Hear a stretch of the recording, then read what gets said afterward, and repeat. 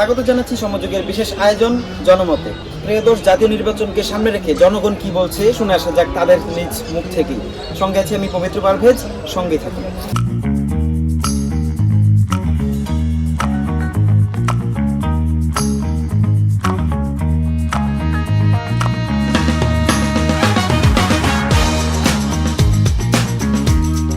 যাদের চোখ আছে তারা যেমন যেভাবে আলো এবং অন্ধকারের মধ্যে পার্থক্য করতে পারে, তেমনি ভাবে যারা বিবেকবান এবং যাদের সুবুদ্ধি আছে তারা অবশ্যই ভালো এবং মন্দের মধ্যে পার্থক্য করার একটা যোগ্যতা রাখে।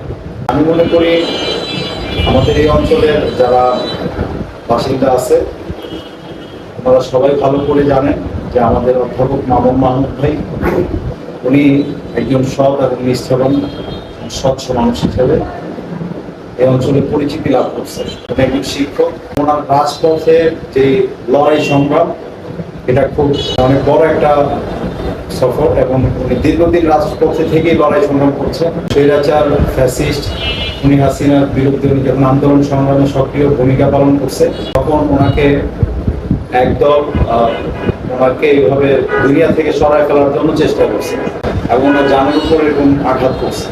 আমরা শুধু সানাপাড়বাসী নয়, আমাদের পুরো নারায়ণগঞ্জবাসী আমরা অধ্যাপক মামুন মাহমুদকে পেয়ে আমরা গর্বিত।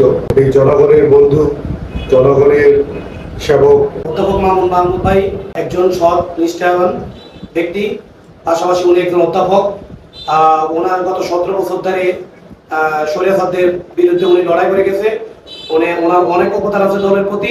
আমি বলবো সারা বাংলাদেশের ভোট, সমস্ত জনগণের ভোট টানের শীষের পক্ষ হোক। মামুন ভাই ব্যক্তি হিসেবে আমার চেয়ে বেশি জানে সর্বোচ্চ কেন্দ্রীয় নেতা আমাদের শ্রদ্ধেয় রুহুল কবির রিজভী স্যার। উনি একদিন বক্তব্য বলছিল সারা বাংলাদেশে বাংলাদেশ জাতীয়তাবাদী দলের ক্লিন ইমেজ, সৎ, নিষ্ঠাবান, ত্যাগী যদি 10 জন থাকে তার মধ্যে অধ্যাপক মামুন মাহমুদ একজন। মামুন ভাই এমন একজন লোক, উনি ব্যবসায় মানুষ গড়ার কারিগর। একটা রাজনৈতিক নেতার পরিচয় হয় তার রাজনৈতিক জন্ম থেকে। তার রাজনৈতিক জন্ম হয়েছে শুধু এই ছাত্র দল থেকে, যেখান থেকে রাজনৈতিক নেতার তৈরি। তা আলহামদুলিল্লাহ সেই দৃষ্টিকোণ আমরা 100% একজন মানুষ পেয়েছি। আরেকটা ব্যাপার, উনি পেশায় কি? উনি পেশায় হচ্ছে একজন শিক্ষক।